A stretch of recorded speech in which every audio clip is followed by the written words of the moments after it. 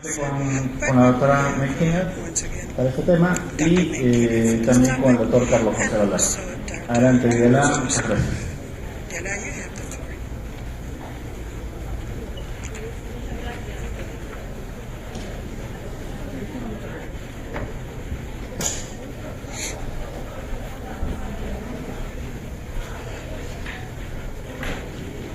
Muchas gracias, buenas tardes. Es un placer, realmente para mí es un placer estar aquí. Quisiera agradecer a la Cámara de Comercio de Lima, al Centro de Arbitraje de la Cámara y a la Universidad del Pacífico, también felicitarlos por esta actividad. En particular, Roger Rubio, te agradezco habernos invitado en nombre del panel, estamos muy contentos de estar acá. Para mí el Perú tiene además un sentido muy emocional, muy familiar, pues mi papá vivió en el Perú hace muchos años y tengo dos hermanos en Perú. Da la casualidad que una de ellas está aquí haciendo interpretación simultánea, así que es algo realmente para mí muy especial. Quiero notarlo para también despertarnos un poquito. El panel anterior habló, no directamente, pero habló sobre un tema fundamental en el sistema de arbitraje internacional. Si bien se ciñó el panel anterior al sistema CIALI, todos sabemos que el arbitraje como tal, en el ámbito internacional, no se desarrolla en una sola institución, no es monolítico, se compone de una serie de estructuras, de normas, de leyes, de reglas y de soft law que entran en juego. Es un tinglado bien complejo y para que funcione es fundamental, como cualquier sistema de solución de disputas, la credibilidad. Y yo creo que ese fue un tema implícito pero recurrente de nuestro panel anterior. Para hablar sobre uno de los pilares de la credibilidad del sistema, hoy nos encontramos, vamos a abordar el tema de la confidencialidad por un lado. La confidencialidad puede ser sumamente importante para resguardar intereses más bien particulares. Y por el otro, la transparencia, que atañe intereses más bien públicos. Como vieron, el sistema de arbitraje está en constante evolución y el tema de la transparencia sobre todo, pero también de la confidencialidad, también se ha encontrado una evolución. Y para abordar estos temas tenemos realmente un lujo de panel, porque, bueno, McKinnon, que ya fue presentada, quiero nada más detallar que ha sido secretaria general desde el 2009 del CIALI. Anteriormente fue, lo voy a decir en inglés, el Head of Trade and Investment Bureau de su país, Canadá. Entonces ha estado en funciones de gobierno anteriormente a fungir en el Banco Mundial, en el CIALI. Por otro lado, seguidamente, lo voy a decir en orden de su presentación, José Manuel García Represa, es socio de Deckers, uno de los estudios de abogados más activos, muy activos en el arbitraje de inversión. José Manuel no solo está en las trincheras del arbitraje de inversión, sino que también en arbitraje comercial, también son trincheras, por supuesto, menos públicas, y a veces también funge como árbitro. Posteriormente vamos a escuchar a Ana Ceja Moura, que es consejera de la Corte Internacional de Arbitraje de la Cámara de Comercio Internacional. Ana es de Portugal, trabajó con el árbitro reconocido español Juan Fernández Armesto anteriormente, antes de en el 2011 unirse a la Cámara de Comercio Internacional. Y como ustedes saben, tanto la CCI como el CIADI son instituciones sumamente consolidadas, realmente transnacionales, por lo tanto considero que realmente tenemos un lujo poder contar con sus visiones, sus experiencias. Y por último, nuestro anfitrión, compatriota de ustedes, es Carlos José Valderrama, presidente de la comisión, como ustedes saben, encargada de llevar los asuntos de arbitraje en materia de inversión por el Perú. Quisiera entonces darles la bienvenida. Primeramente nos va a acompañar la doctora Kinnear. Muchas gracias.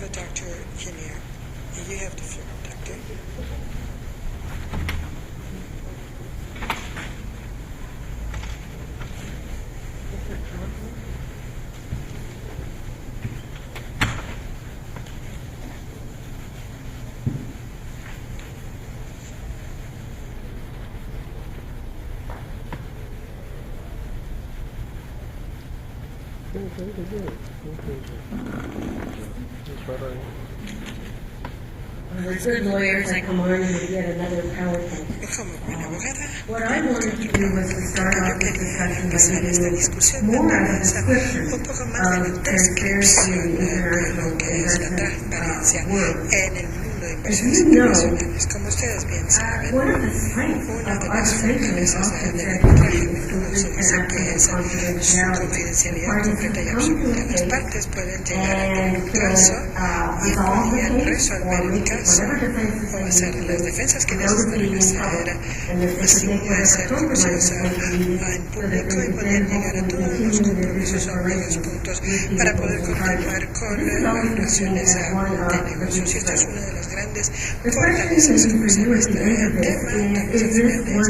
Esta es una de las fortalezas de arbitraje que deberían ser aplicadas al arbitraje de inversiones, o tal vez esto es diferente y se necesita otro tipo de supuestos. Si estamos hablando de supuestos diferentes y nosotros nos llamamos transparencia, pero realmente transparencia tiene muchísimos significados. Hay tres partes importantes debajo de esta idea de la transparencia. El primer tema es el acceso a las audiencias. Es decir, gente fuera de las partes pueden ir a una audiencia internacional y ver cómo se da, es decir, abrir las puertas al mundo del arbitraje.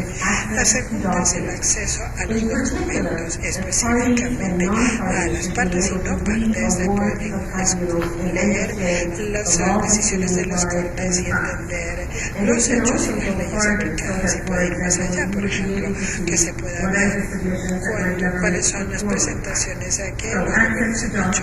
Acceso a documentos, pues entonces la segunda parte de la transparencia. La tercera parte de la transparencia es lo que se llama las presentaciones de terceras partes, es decir, presentaciones de partes no dependientes, es decir, amicas, presentaciones amicas, que es otra gente que es fuera de los que están involucrados, que tenga a hacer esto. Eso es de lo que estamos hablando cuando hablamos que tanto el demandante y el demandado puedan, además de ellos, ser parte de esto. Suponemos que la confidencialidad específica y todas las cosas buenas es una de las metáforas por las cuales hace que el arbitraje funcione. Y si vamos un poco a estos efectos, la Cialisa fue concebida como fuentes muy públicas y fue muy recientemente reseña que las reglas de trabajo fueron hechas para arbitraje comercial fueron utilizados también para la aplicación de tratados de inversión. En los días originales, Ciali tuvo el caso donde todas las partes tenían que saber, y el público también, cuando se empezaban los casos o cuando se daban procedimientos y cuando el caso se terminaba y cómo se terminaba el caso. Así que las audiencias siempre se tenían que hacer en cámara y ver los documentos primeros y ver si realmente había una discusión sobre el tema. Y de hecho no había tanta discusión sobre el tema en los primeros días, así que se pregunta si era algo que simplemente los quisieron compensar. El otro tema es que la Secretaría tenía la discreción de poder darles una idea de una ley que fuera aplicada por los tribunales. Ese fue el primer punto para acceder. Luego, esto duró muchísimo tiempo, luego básicamente hasta que se llegó a Tratado de Libre Comercio NAFTA, y se empezó a firmar documentos, y de repente estos casos llegan a las partes públicamente y se ve especialmente en los medios de los medios y en las ONGs y empiezan a preguntarse, ¿qué es esto que se da bajo o detrás de puertas cerradas? Y las partes del Tratado de Comercio vieron cómo ver esto y ver los procedimientos y hacer varias innovaciones para poder tomar ese tipo de documentos. El primero que bajo acceso a documentos, en el 2001 las partes de la NAFTA emitieron bajo el acuerdo escuchado en ese contexto del documento igualitario que está también sobre el acceso a documentos. Y si nosotros interpretamos en NAFTA que no hay una obligación de confidencialidad, eso es lo que se supone, las partes de NAFTA pueden públicamente diseminar y compartir todos los documentos en caso con el público, por ejemplo, con redacciones específicas, y solamente cuando los partes están preparando los casos pueden preparar pueden compartir documentos no redactados con subnacionales. Por ejemplo, Estados Unidos que trató un caso con un mediante estatal y para ver si se puede defender, se podrá tener que compartir ese documento con el gobierno subnacional. Entonces se emitió esta nota de interpretación. Hubo muchísima discusión sobre esto. Igual quienes sintieron que esto era una forma de inventar el tratamiento sin pasar el tratado sin pasar por todo la forma de hacer las enmiendas. La siguiente parte fueron enunciados de cómo empezaron las partes que debería hacerse el procedimiento. Esto no era vinculante, pero uno eran las partes que no son parte de la disputa, es decir, donde el procedimiento se puede aplicar un procedimiento como dinámico. Sí, podemos ver cuáles son las pruebas que se tienen que dar para que sea dinámico. Y entonces la Corte debería demostrarse algo que era un caso un poco diferente, fue un caso que estaba dentro del tribunal, dentro de la casa del tribunal, donde una parte externa tuviera un interés significativo, donde la idea es que no todo el mundo puede ser una parte de esto, tenía que tener algo especial y diferente que traer al proceso, que ayuda al tribunal a ver el proceso. El tercer enunciado de los partes de NAFTA eran las audiencias en que básicamente nosotros vamos a pedir que estas audiencias sean abiertas y pedir a otra parte que estas audiencias sean abiertas a todo el proceso. Muy rápidamente se tuvieron una serie de enmiendas en el 2006 que son muy parecidas a las enmiendas de la NAFTA para hechas que se hicieron aplicables a diferentes, no solamente los casos de NAFTA que podían pedir estos alemanes, sino casos bajo cualquier tratado bajo las reglas de CIAD. Y entonces se dijo que el reparto de audiencias abiertas, la propuesta era que las audiencias fueran abiertas y que los miembros no tuvieran muchos cómodos con esto. Entonces el tribunal tenía la discreción para permitir audiencias abiertas sujetas a arreglos específicos logísticos. Entonces la tercera parte podían entrar a la sala de audiencias donde lo estaba haciendo su presentación tan brillantemente como venía buscando tus libros y tus partes y todas esas cosas. Así que el CIAD-IMEA hizo un sistema donde se iba a hacer una retransmisión a una sala adyacente para que no pudieran entrar directamente a la sala y ver. Ahora lo que tenemos es hacer una webcast y lo podemos hacer dentro del sistema de la Bancomunidad. Eso lo hemos hecho en muchos casos en internet y creo que eso realmente es maravilloso cuando la gente dice, mira, la letra genial, la página web de Exit y cómo estamos manejando. Y eso se encuentra en las reglas de audiencias abiertas.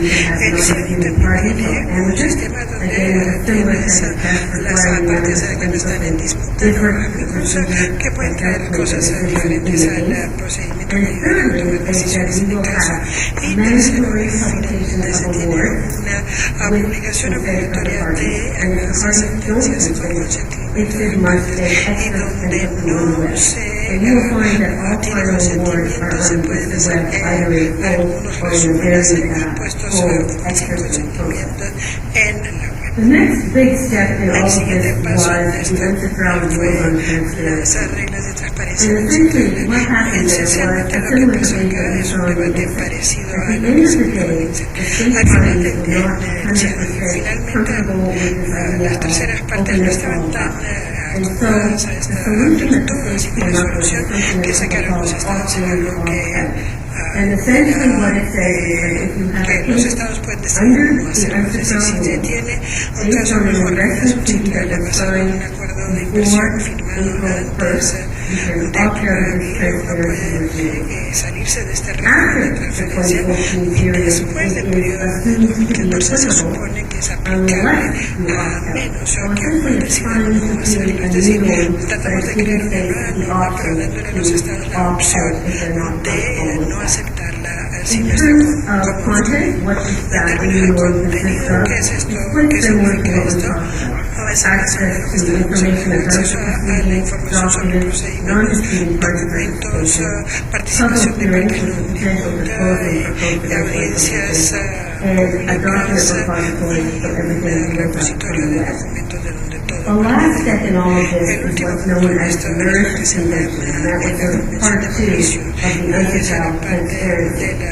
And basically what they said there was we as states will take what we promised in the UNCITRAL and this open regime, and it will be able to apply to all of our treaties that states are able to represent. So essentially, states which allow us to come and sign this treaty and then say, from now on, all of our treaties will be adopted in this open regime. We opened this in March of 2015, through ratifications, and so far there's more. So what you have overall is a trend towards much more open hearings, access to documents, and non-disputing party participation. It is still not 100% what every state has done, but it's creating a new norm that parties and states are becoming much more comfortable with. So that's a broad brush of the transparency issue, and my colleagues will deal with very particular aspects of it.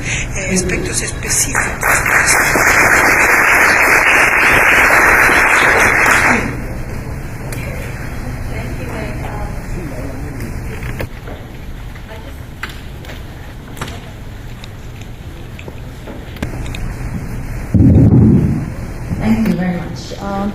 Meg, I have two quick questions before we move to Jose Manuel's presentation on one of the things you talked, which is amicus curiae and third-party funding. But to you, Meg, do you think that the fact that ICSID operates under the aegis of the World Bank affects in any way the transparency and accessibility or obligations? And the second question would be,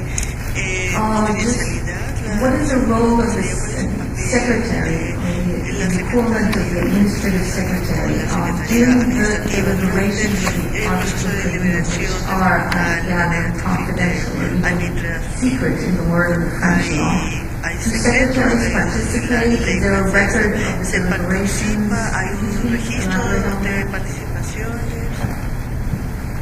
Thank you. In terms of being part of the World Bank, I think it certainly affects our outlook. The World Bank has adopted a very strong policy in terms of transparency and openness of their institution. And while our specific rules are adopted by 151 members, certainly our inclination is to be as transparent as possible in the framework of those rules. So it clearly does affect the organization.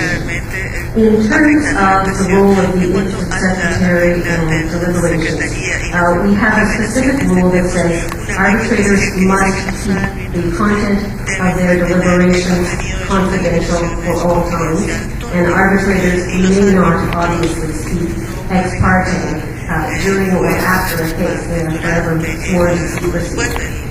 The usual practice is for arbitrators to ask the exit tribunal secretary to be present in the deliberations. And that is because the exit secretary plays a very active, hands-on role in ensuring that the case moves forward, that the documents are in the right place, and that the arbitrators have everything in front of them. That said, we are very careful. The decision is not the decision of the exit tribunal secretary, and they are not meant to get into the realm of what the decision should be and how it should be used. So they are there throughout the deliberations to support the tribunal, but the decision is always that of the tribunal. Thank you, Meg. Or the different tribunals, right? Because it's not a permanent body of arbitrators, just to clarify again.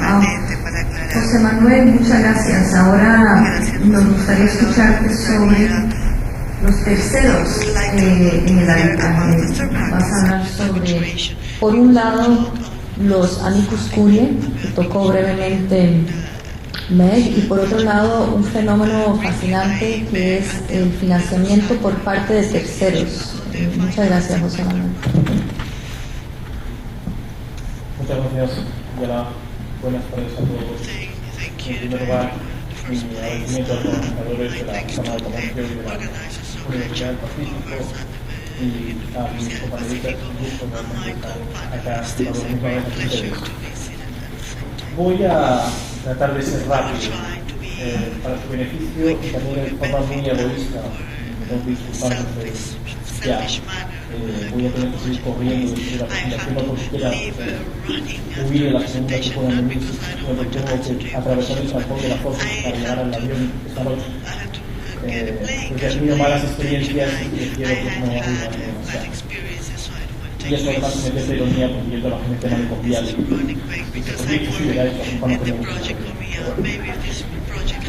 como bien mencionaba Además, voy a estar hablando desde un aspecto, voy a decir casi de detalle, relacionado con la transparencia, pero que está cobrando mayor relevancia en tiempos recientes. Y concretamente es la transparencia que se existe, y los informes que existen de la participación de terceros en ese tipo de arbitrajes. Y por terceros ya lo he definido un poco más adelante, que son básicamente los amici que mencionaba la doctora Kiner, y también financistas que están interviniendo en este tipo de casos. Y parto de una constatación de la existencia cada vez más, como mencionaba hace un momento, de normas sobre transparencia y un incremento en la transparencia y un incremento en la atención pública a este tipo de actividades. Y aquí yo siempre me hago la pregunta, es un poco la duda entre la gallina y el huevo, ¿qué vino primero? Primero el interés público y de ahí la transparencia, o primero la transparencia que algunos estados ya tienen como obligación en el actuar de la función pública y con eso mayor interés público. Creo que todo viene un poco de la mano de lo que estamos viendo recientemente a nivel europeo en las negociaciones del Tratado de Libre Comercio con Estados Unidos, refleja ese incremento en la atención pública a la arbitraje en materia de inversión, que por definición implica la cosa pública.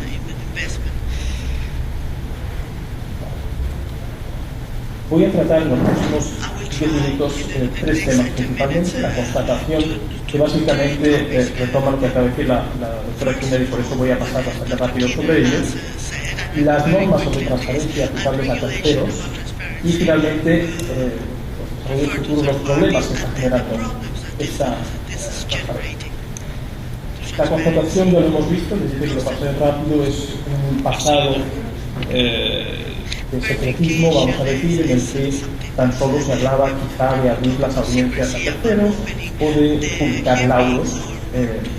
Esta transparencia limitada ha sido progresivamente superada, reconociendo el poder discrecional, por ejemplo, de los tribunales para admitir escritos de terceros. Tienen en la pantalla el artículo 37.2 que mencionaba antes de las reglas terciarias.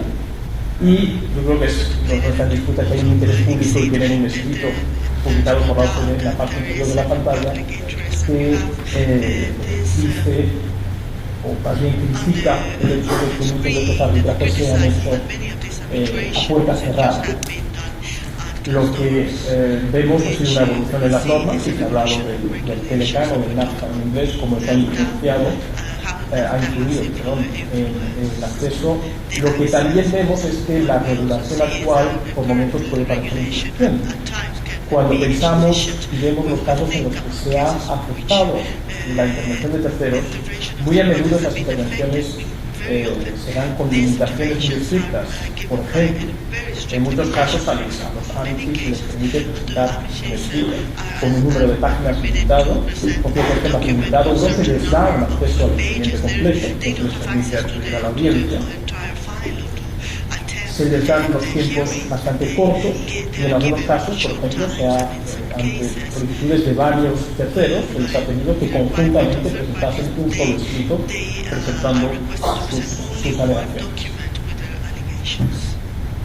Ante estas críticas hemos visto que el presente incluye un reglamento de la CNUMI de 2014 sobre transparencia, con un régimen distinto en función de si el tratado en el que se basa el arbitraje es un tratado posterior a abril de 2014 o anterior.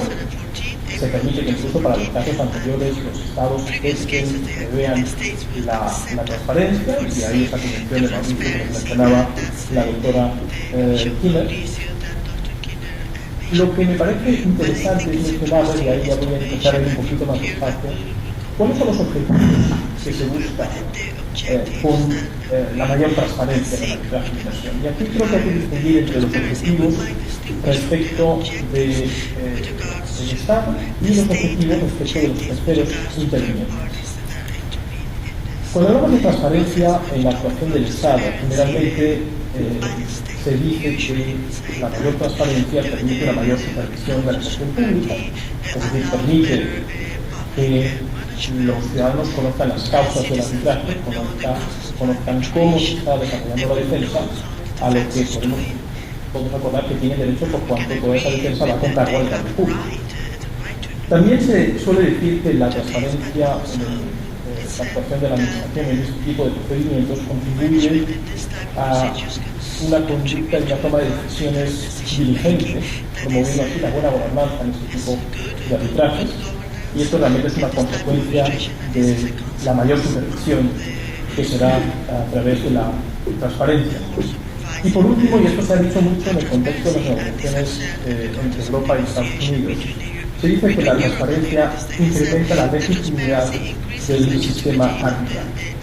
Y que los ciudadanos tienen acceso a más información sobre las disputas, tienen la posibilidad incluso a través de los ámbitos de presentar sus criterios al tribunal. Es previsible que el público sabrá entender mejor por qué un tribunal ha tomado cierta decisión. Con ello será más fácil que el público acepte el tenor de la decisión. Ahora, si uno o más de estos objetivos se cumplen en la realidad, depende mucho del contexto, del país y de la región que estemos hablando. Pero creo que aquí lo importante es el paso siguiente, distinguir cómo esta transparencia respecto a la actuación de los estados se da fines distintos de la transparencia que se exige de terceros. Y serán en la pantalla que les menciono dos aspectos fundamentales que, en mi opinión, exigen cierta transparencia en la actuación de terceros, que es la verificación, que son, por un lado, la verificación de posibles conflictos de interés, y esto surge cuando tenemos terceros, ya sea analistas, ya sea amigos, que van a presentar opiniones ante el tribunal, pero que a su vez tienen algún tipo de vínculo, ya sea con la disputa, ya sea con el tribunal, que debe ser revelado para evitar que haya algún conflicto de interés. Les menciono en esta tribuna un caso reciente de junio de este año que reconoce esa importancia de la revelación, de la participación de terceros para efectos de verificaciones de conflicto. Lo mencionaré un poco más adelante porque este caso va bastante lejos en cuanto a la transparencia que deben ejercer. Hay un segundo objetivo, que es lo que llamo el objetivo de la credibilidad del tercero. No se trata de abrir las puertas del arbitraje a cualquiera para que diga lo que se le dé la gana. Tiene que haber ciertas reglas y tiene que haber cierto interés. Las reglas mismas del CIADI prevén que el tercero que quiere intervenir debe poder justificar, debe poder aportar elementos de hecho o de derecho distintos de los que han aportado las partes que sean relevantes para la decisión del tribunal. Todas las normas, de hecho, obligan al tribunal a evitar que la participación de terceros pueda causar problemas, causar algún tipo de desequilibrio entre las partes en el arbitraje. Y ahora, para que estemos claros, cuando hablamos de terceros, hoy día hay tres grandes tipos de terceros. Los financistas, para que nos entendamos, financistas, hoy día hay múltiples fondos de inversión que van a financiar reclamos, generalmente reclamos de demandante, y que van a obtener cierta rentabilidad en función del resultado del caso. Otro tipo de terceros, segundo tipo, son los que llamamos amicus, pueden ser organizaciones no gubernamentales, sindicatos patronales, sindicatos de trabajadores. Por ejemplo, en un caso que está siendo ahora mismo tramitado por la tabacalera Philip Morris contra Uruguay, la Organización Mundial de la Salud, la OMS, está interviniendo como amicus. Y tercera categoría, lo que se llaman las partes no litigantes del tratado. Ya sean tratados bilaterales o multilaterales, son en protección de inversiones. Habrá uno de esos estados demandado, y la pregunta que se ha planteado es, bueno, el otro estado, que no es parte en el arbitraje porque no se le ha demandado, pero sí es parte del tratado, puede tener un interés legítimo en presentar su criterio sobre cómo debe interpretarse este tratado. Pues, de otras formas, el Estado lo firmó y lo negoció. A eso, esos estados son las partes no litigantes del tratado y se considera que tienen un derecho, ya no es solo un poder discrecional del tribunal, tienen un derecho a presentar al tribunal sus criterios sobre la interpretación del tratado, limitándonos a eso. No es que tengan derecho a intervenir, para hablar de hechos, para presentar alegaciones de ninguna de las partes sobre la disputa en particular, sino sobre la interpretación del tratado. Hay ahora en Europa otro debate que tiene que ver con la intervención de la Comisión Europea. No voy a entrar en todos los detalles, pero muchas veces nos preguntamos si este es otro cuarto tipo de intervenciones, porque la Comisión Europea es un animal un poco particular en el derecho internacional. Os voy a leer la directriz 7A, que es la que establece esta regla. Expresamente afirma que una parte deberá informar al tribunal, al tribunal, las otras partes y la institución arbitral de cualquier relación directa o indirecta entre el árbitro y cualquier persona o entidad con un interés económico directo en el laudo a ser emitido en el ámbito.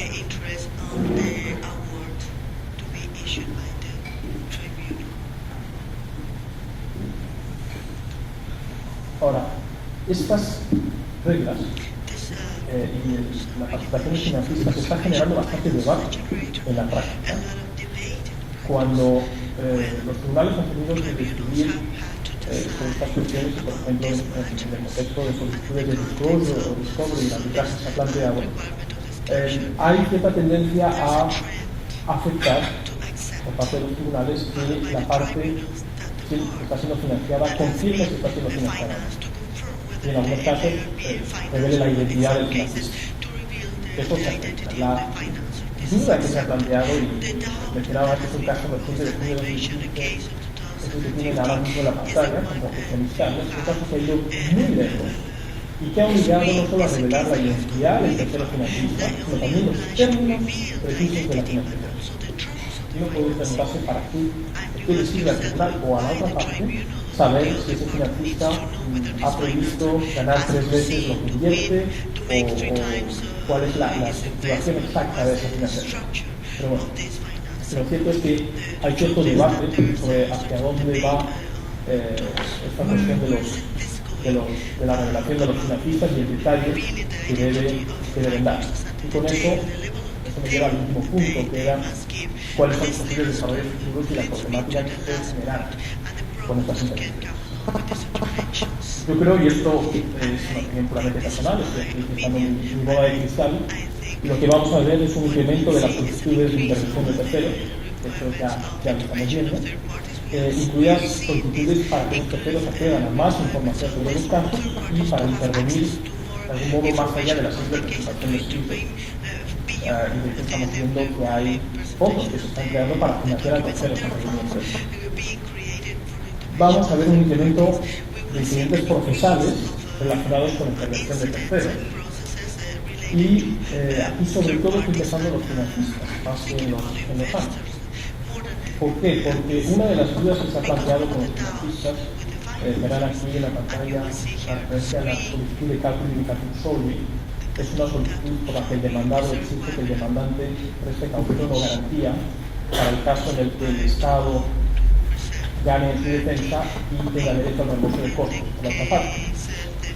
Si el Estado se está enfrentando a un demandante insolvente o en condiciones económicas adversas, tiene el riesgo de nunca poder recuperar sus costos. Estas solicitudes tienden a protegerse contra ese riesgo. Bien, la pregunta que surge con la participación de financistas es la siguiente. Un demandante que no tiene medios obtiene financiación de un tercero. A ese tercero a correr con las costas del Estado demandado si quiere el demandante. El título pensaría que no, pues es un tercero y el Estado no tiene ningún mecanismo de actuar sobre ese tercero para ejecutar un mal de costos. Hoy día parece que hay contratos de financiación de arbitrajes que ya prevén una cláusula por la que el financista acepta hacerse cargo de los costos en caso de una condena en contra, pero si se ponen desde la óptica del Estado, saber que hay un financista detrás de un demandante insolvente hace que ese Estado quiera saber si en los términos de la financiación hay una cláusula que le proteja o no le proteja. Eso puede dar lugar a solicitudes de información. También piensen, este es el segundo punto, sobre la disclosure. Los financistas, antes de financiar un caso, van a evaluar para considerar si es un caso en el que hay probabilidades de éxito o no. Pues ya hay un primer análisis del caso. El financista va a hacer una due diligence. La parte demandante tiene que comunicar documentación a ese financista. Hasta qué punto el Estado puede tener acceso a ese tipo de documentos mediante una solicitud de disclosure. Y eso, pues obviamente los financistas están alertas de este tipo de riesgo y ya hay suficiente protección, diría, en la mayoría de los contratos de financiación, donde se establecen, lo primero que se hace es firmar un acuerdo de confidencialidad, etcétera, pero dependiendo de los países donde se solicite esta documentación, es posible que algunos tribunales acepten obligar al financista o obligar a la parte financiera a comunicar cierta información.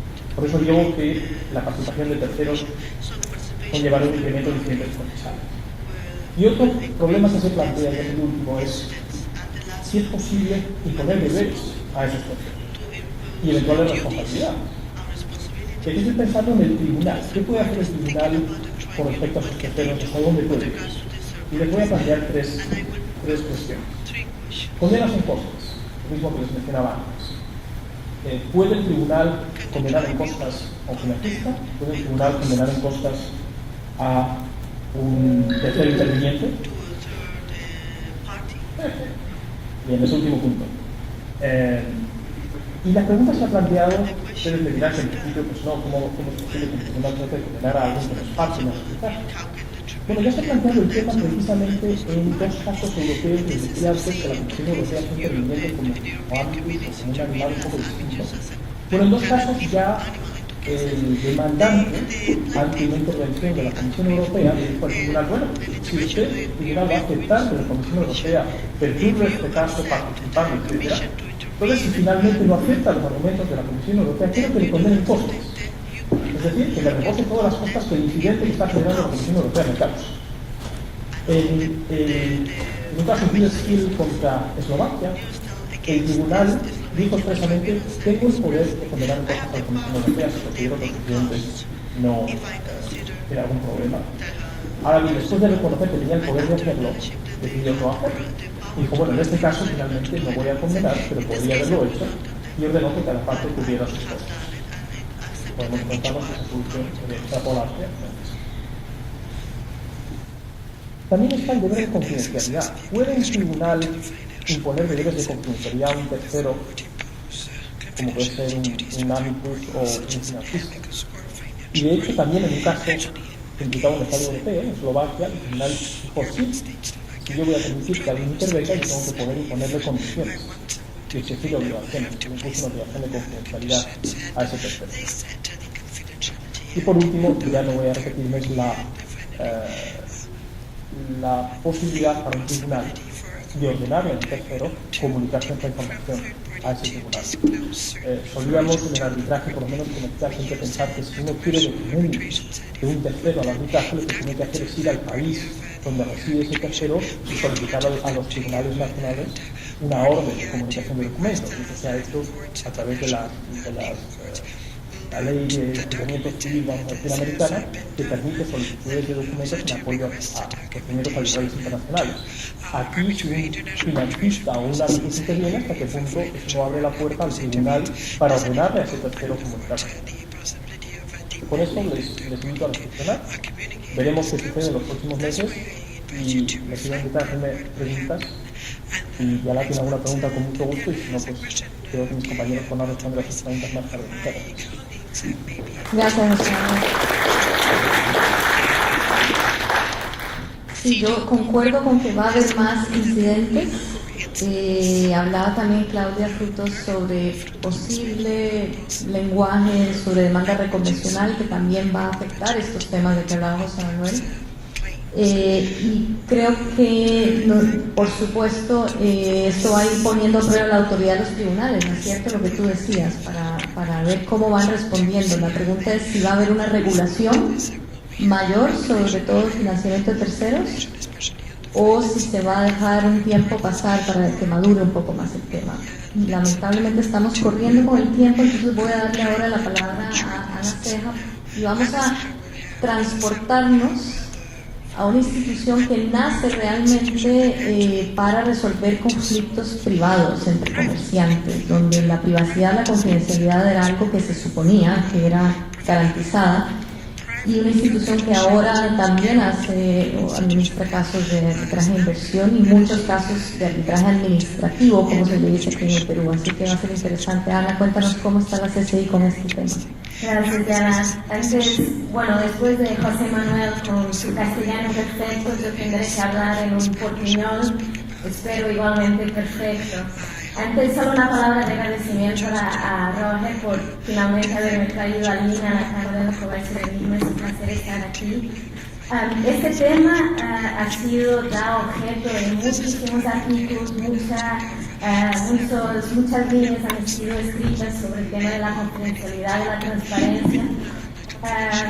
Pero no hay dudas que estamos en un momento en que hay desafíos nuevos para el arbitraje, sea para el arbitraje de inversión, que muchos hablamos aquí hoy, sea para el arbitraje comercial.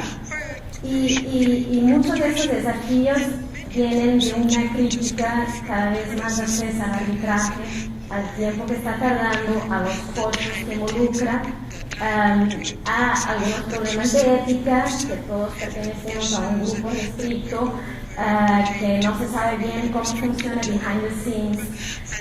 Y todo esto ha hecho con que se genere un deseo de más transparencia, ha hecho con que las instituciones reflexionen, piensen, y no solo si lo ha hecho, la CCI también lo ha hecho, de una perspectiva distinta, que como Dialata señaló, el tipo de arbitrajes mayoritariamente es un poco distinto.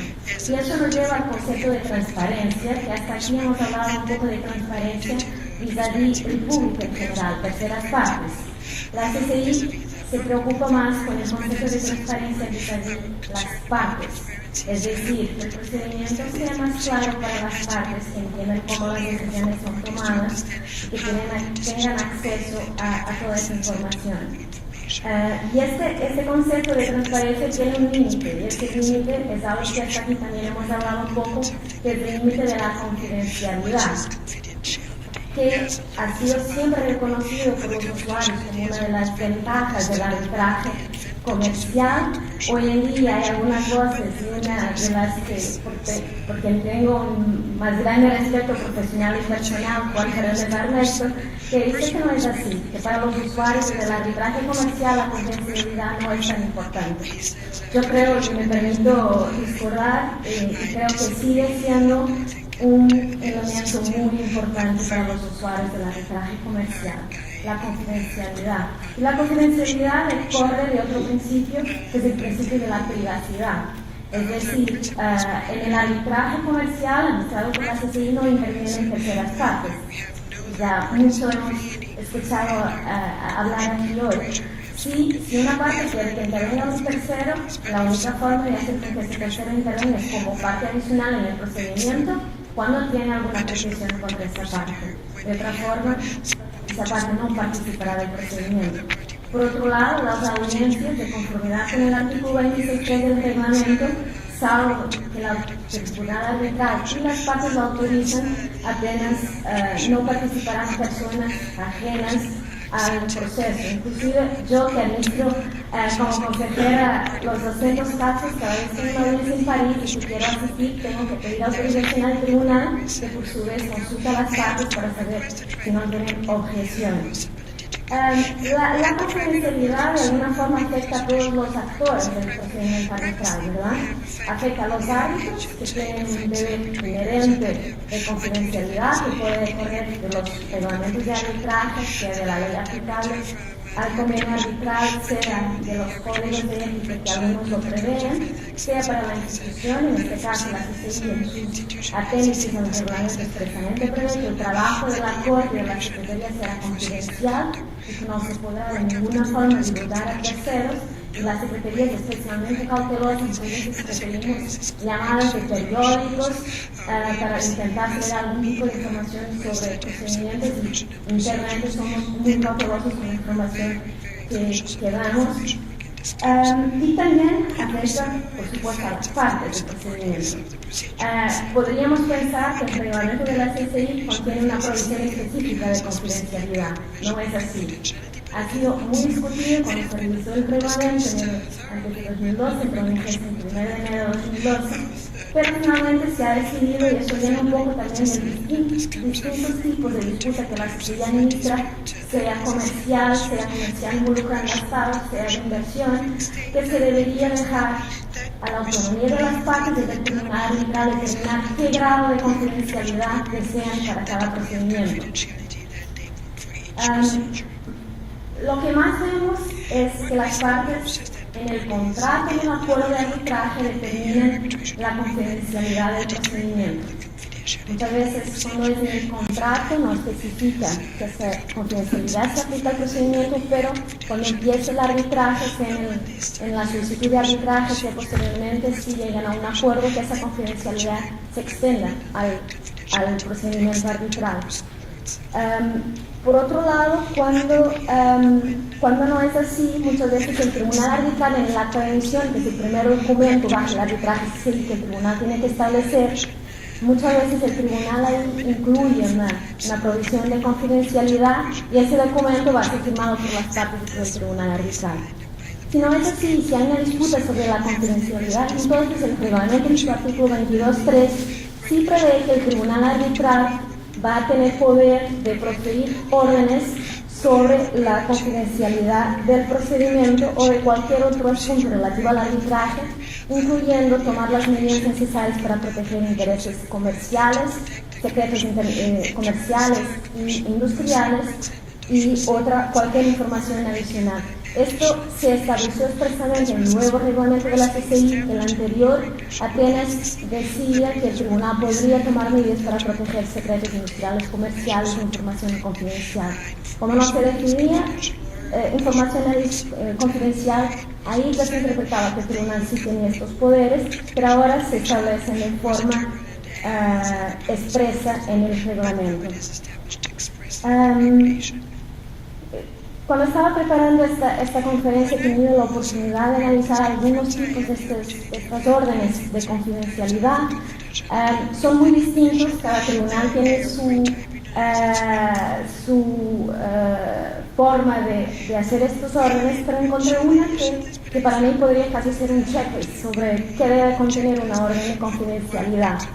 Y en esta orden el tribunal empezaba por describir el alcance de la confidencialidad, que era todo el procedimiento arbitral, describir de forma muy concreta qué tipo de información sería sujeta a confidencialidad, las personas que estaban sujetas a esta obligación, y las personas eran las partes, sus representantes, expertos, cualquier parte bajo el control de las partes. Después el tribunal indicaba la información que no estaba sujeta a confidencialidad e indicaba también las sanciones para el incumplimiento de esta obligación, que podrían ser desde sanciones pecuniarias a sanciones de rechazo de sus pretensiones. Así que el tribunal era bastante firme en las consecuencias. Y por fin, sé que estamos cortos de tiempo, solo quería referir a algunas novedades que la CCI está implementando en relación a la transparencia. Y esta preocupación es una preocupación del nuevo presidente de la Corte, que empezó su mandato el 1 de julio de 2015, Alexi Moore, que ya lo mencionó varias veces, que la ética y la transparencia va a ser una prioridad de su mandato. Y una de las partes que lo preocupa y nos preocupa a todos es la revelación que los árbitros hacen al inicio del arbitraje. Cada vez veamos más que es una revelación incompleta, que es una revelación que oculta elementos que pueden ser muy importantes para que las partes tengan conocimiento. Muchas veces es la secretaría que tiene que estar en la situación incómoda de llamar al árbitro para recordar que se olvidó de hacer la revelación de determinadas circunstancias. Tras este momento, normalmente el árbitro lo hace y muchas veces viene una objeción a su confirmación. Así que la Corte está preocupada, va a volver a analizar los formularios para saber si los formularios son suficientes como están actualmente, o si es necesario que sean más prescriptivos, y de la misma forma que será dura en rechazar objeciones, recusaciones frívolas, también será bastante dura con los árbitros que ocultan revelaciones importantes. Y por último, como sabéis, el reglamento de la CCI dice que las decisiones en relación a la recusación de los árbitros no son motivadas. Esto ha sido motivo de gran discusión y algunas veces críticas a la CCI. El reporte sobre arbitrajes con estados de entidades públicas recomendaba a las partes que solicitaran a la CCI, en estos casos con partes públicas, que la Corte razonara su decisión. Y eso ocurrió 2 veces en mi equipo en el 2014, 2 casos en que las partes de común acuerdo solicitaron y la Corte en esos 2 casos motivó su decisión. Alexi Moore pretende, y creo que tendremos novedades muy pronto, que la Corte, bajo el acuerdo de las partes y bajo su discreción, pase a fundamentar todas estas decisiones de recusación de árbitros y también decisiones de conciliación y de objeciones jurisdiccionales. Con esto termino. Muchas gracias.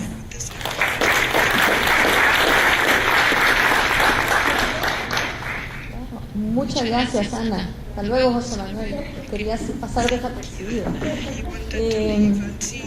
Ana, muy importante, me encantó esa orden que escribiste porque de nuevo se pone a prueba la autoridad del tribunal arbitral, la capacidad de manejar una situación difícil, la importancia de tener un buen case management por parte del tribunal. Una pregunta muy corta, perdón, pero explicaste al final muy rápidamente cómo la CCI históricamente no publica las razones que la llevan como institución, como corte, al igual que en la Cámara, que el centro de acá hay una corte, a decidir si rechaza o acepta una recusación, o a decidir si acepta que un arbitraje inicie contra las partes contra la cual está diseñado, digamos, por la parte demandante. Y ahora Alexi Moore, el secretario general recién nombrado, quiere empezar a variar casuísticamente eso. Como en la práctica veo importante el desafío, porque en la Corte hay, no sé ahora cuántos miembros habrá, más de 100, ¿no? Bueno, no sé cuántos asisten a esto. ¿Nos puedes explicar, divagar más sucintamente este tema, por favor? Sí, hay una diferencia. Bueno, las decisiones de recusación son sometidas a la sesión plenaria de la Corte, que es una sesión que ocurre una vez al mes, en el último jueves. Como decía Diala, en esta sesión todos los miembros están invitados a asistir. Normalmente yo diría que hay un promedio de 50, la semana pasada porque era la working session, era el 120, pero normalmente hay un promedio de 50. El equipo encargado del caso invita a un miembro de la Corte a hacer un reporte sobre la recusación. El miembro de la Corte es el que se encarga de hacer una recomendación a los demás miembros de la Corte, que son libres de aceptar o no aceptar esa recomendación. En esta sesión hay una discusión y esa era una de las razones para que no se motivara la decisión, es que muchas veces esa discusión es muy difícil resumir la fundamentación, porque muchas personas opinan sobre la decisión, sale la decisión final que no era fundamentada. Lo que hicimos en las dos ocasiones que motivamos la decisión fue el mismo proceso, es decir, un reportero hacía el reporte. Tras la tomada de decisión, el presidente tiene que de alguna forma controlar la decisión. Se constituye un comité ad hoc de 3 miembros en el que va a participar el presidente de la plenaria, y ese comité ad hoc de 3 miembros está responsable de, después de la sesión, redactar una carta. La idea no es hacer un resumen muy largo, es una carta con las decisiones de forma concisa que fundamentaran la decisión de la Corte. Bueno, vamos a ver cómo se desarrolla esto, porque es bien difícil saber cuáles hay consenso, mayoría, etcétera, ¿no? Va a ser interesante. Carlos José, bueno, Franz y Cristian no pudieron venir, como dijo Roger, son excelentes panelistas, me gusta trabajar, pero debo confesar que me encanta que esté un sustituto de lujo. ¿Por qué? Porque tenemos el privilegio de escuchar a la persona que dirige, ¿no es cierto?, la defensa del Estado de Perú o la institución en materia de arbitraje e inversión, y el Perú es el país del arbitraje con mayúscula. Entonces nos va a dar, Carlos José, una perspectiva peruana respecto de estos temas tan importantes y cómo han evolucionado. Muchas gracias. No solo peruana, sino personal. Muchas gracias. Mi nombre es Carlos José Valderrama. Desde el Ministerio de Economía presido la Comisión Multisectorial que representa al Estado peruano en arbitrajes internacionales de inversión. Hablo en este foro en calidad personal. Voy a comentar mi experiencia personal en los últimos 5 años representando al Estado en arbitrajes de inversión. En las mesas anteriores hemos visto las cifras no mienten. El récord del Estado peruano es bastante bueno. Y tenemos hoy día, en esta semana, la reunión del Grupo del Banco Mundial y del Fondo Monetario en Lima. Hemos visto a la prensa en los últimos días hacer referencia a esto y en un par de programas, en un par de noticieros hemos visto cómo los periodistas señalaban que aparentemente somos mejor vistos afuera de lo que nosotros nos vemos aquí adentro. Es un tema para reflexionar, porque pareciera que fuera así. Y voy a referirme a nuestra modesta experiencia en la materia para partir tratando sobre nuestra experiencia. Quisiera convenir con la audiencia lo siguiente, y es el régimen que existe en el Perú para tratar la transparencia de los actos públicos, de los actos del sector público. En el Perú, la transparencia es un derecho constitucional. Está en la Constitución Política del Perú. Toda persona tiene el derecho de requerir al funcionario público y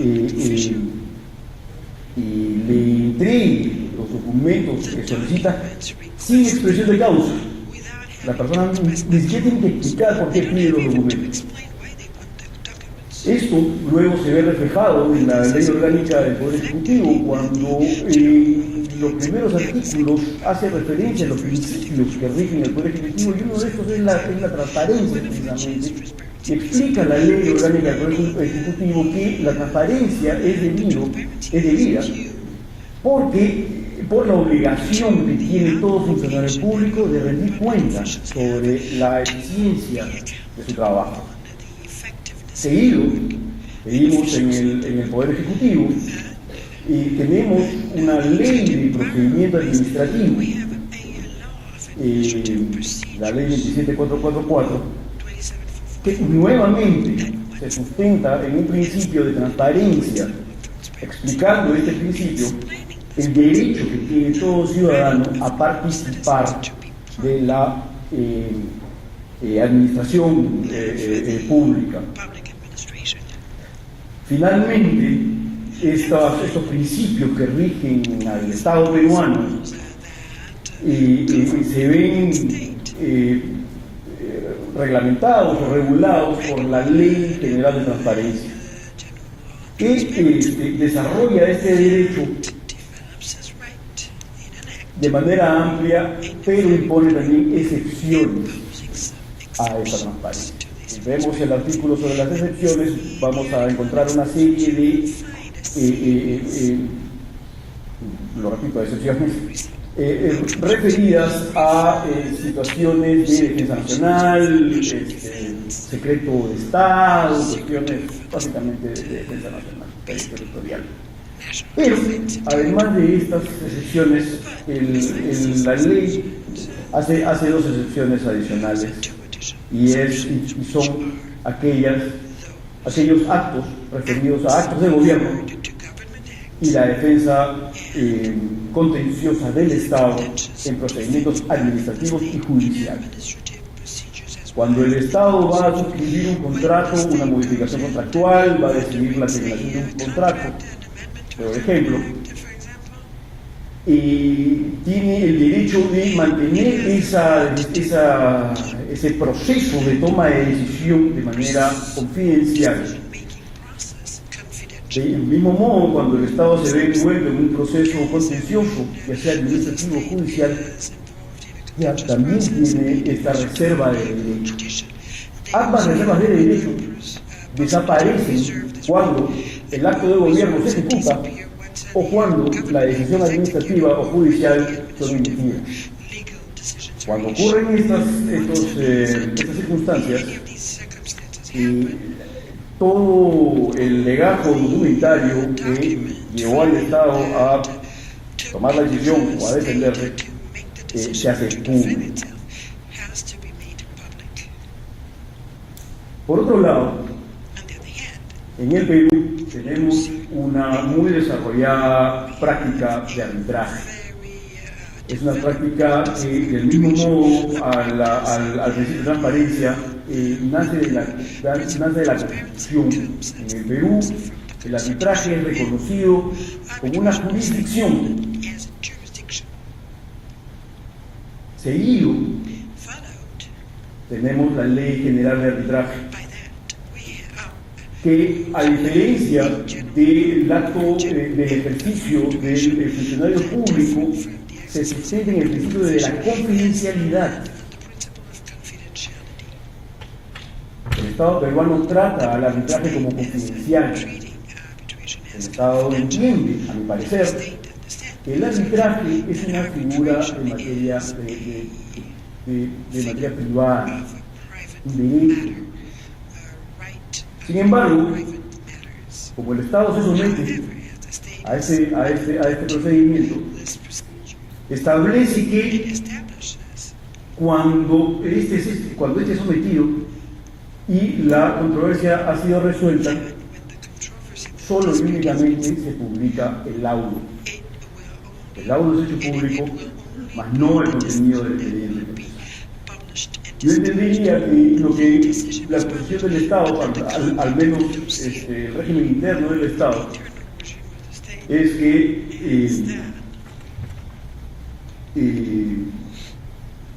respeta la privacidad y confidencialidad del proceso arbitral,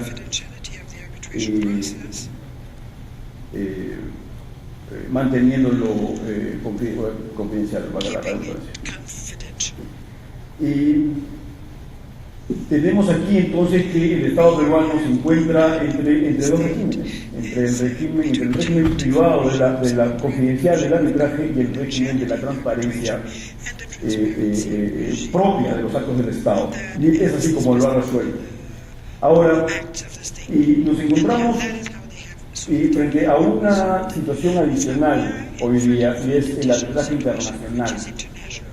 El arbitraje internacional al que se somete el Estado, el arbitraje internacional de inversiones, al que se somete el Estado, dentro del régimen de derecho internacional público, en que el Estado es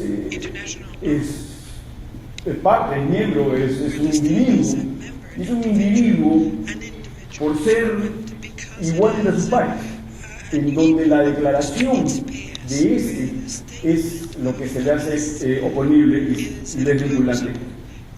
El Perú, concretamente, tiene pactadas ciertas normas en cuestión de publicidad en la Convención CIAE. El Estado peruano es miembro de la Convención CIAE. La Convención CIAE establece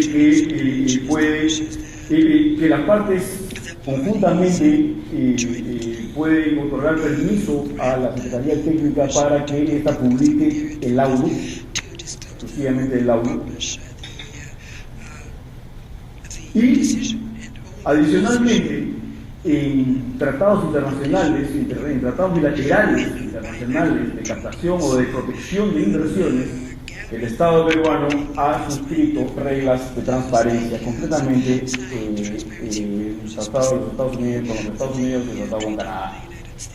Curiosamente tenemos dos casos, uno traído por un inversionista americano y otro traído por un inversionista canadiense, ambos administrados por el CIAE y cuyos actuados pueden ser encontrados en la página del CIAE, en la página web del CIAE.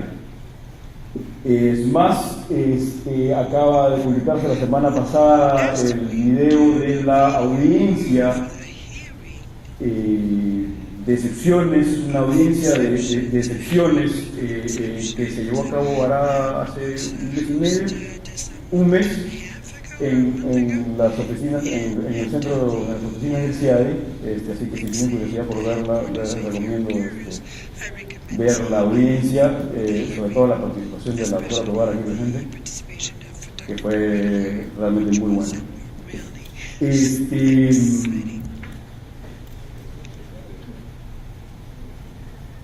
Además de estos tratados bilaterales, Perú no es miembro, pero es observador del CNI o la UNCITRAL, y he tenido la oportunidad de representar al Estado en las reuniones en las que se discutió el reglamento de transparencia y la propuesta del convenio de Mauricio. Creo que debemos mantener todavía un poco de prudencia con cuestión de suscribir un convenio como Mauricio. Con respecto al acceso de documentos, o sea, la publicidad tiene tres elementos: el acceso a los documentos, el amicus curiae, o el tercero no parte en la controversia que fue con permiso de las partes participar en esta, y la publicidad de las audiencias. Y la publicidad de las audiencias. Con respecto al acceso de los documentos, es interesante ver cómo partes o la opinión pública exige que se le haga entrega o se publiquen los documentos cuando gran parte de estos no necesitan entrar a un proceso arbitral para ser adquiridos o ser entregados al privado o tercer interesado que quiera conocerlos. Los contratos, los decretos, todo eso lo puede pedir al Estado sin necesidad de esperar a que estos documentos entren a un proceso arbitral. Distinto es pedir acceso a los escritos, es pedir la defensa que hace el Estado sobre la edición o firma de estos documentos. Es cosa distinta, y vemos cómo el Estado peruano lo ha tratado en su ley de arbitraje, en su artículo 51. Segundo, el amicus curiae. Aquí es interesante porque en uno de los casos que tenemos, voy a ser muy breve, es un tema medioambiental. Existen ONGs interesadas en el caso que tienen impuesta una denuncia en contra del Estado peruano de la CDH y que adicionalmente están pidiendo entrar a hacer amigos curiae.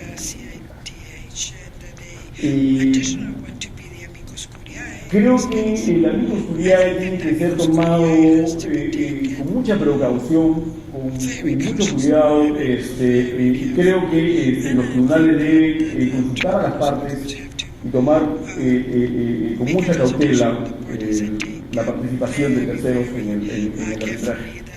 Y finalmente las audiencias, ya lo dije, son públicas y tenemos una publicada en la página del CIADI.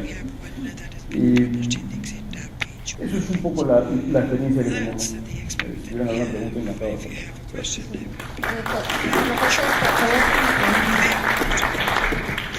Carlos José, muchas gracias. Yo creo que agregaste un elemento a este tinglado de que hablábamos al principio, y es los mismos tratados de los estados, el contrato, aunque no es la misma parte, pero agregaste el caso en el Perú en que hay en el tratado bilateral una obligación de transparencia. Ven ustedes que ya no son solamente las reglas institucionales, sino también ver si ese caso, entiendo que de los dos casos que administra el CIADI, uno es regla suncitral, otro es reglamento CIADI, pero ambos además con obligaciones del BIT o del API, del acuerdo, transparencia. ¿Ves tú que hay tiene mayor exigencia de transparencia que otro? O todas en realidad se quedan cortas de la obligación de todas maneras que el Perú ha asumido dentro de su legislación interna? ¿Tienes algún comentario al respecto? Que no creo que tal vez te tengas que acordar de cada detalle, pero ¿cómo ves ese? Porque me imagino que han sido firmados en diferentes épocas, o quizá no, quizás todos responden a una tendencia, a un determinado momento en esa tendencia. Responden a una tendencia. Creo que estos tratados ambos tienen reglas similares entre ellos, y me parece que el estándar de publicidad es mayor al de la CNUC.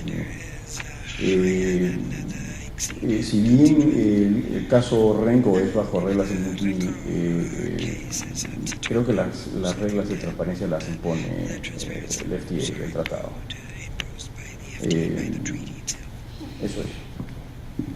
Bueno, vean ustedes entonces que puede haber reglas un poco distintas, y quiero nada más terminar con algo que discutíamos nosotros y con José Manuel también antes, que es que las obligaciones o las preocupaciones por la transparencia no pueden descansar solamente en las instituciones, sino en los estados mismos. ¿Por qué? Porque en realidad es parte de la gobernanza y la rendición de cuentas, y por lo tanto estados como el Perú ya han asumido esta responsabilidad, y eso se va a ir viendo en el arbitraje, ¿no es cierto? Entonces, bueno, quisiera invitar a preguntas del público.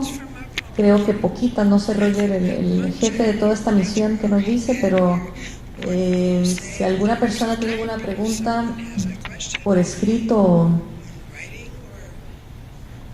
mucha información. Bueno, entonces aplaudamos a nuestros invitados, a nuestros panelistas.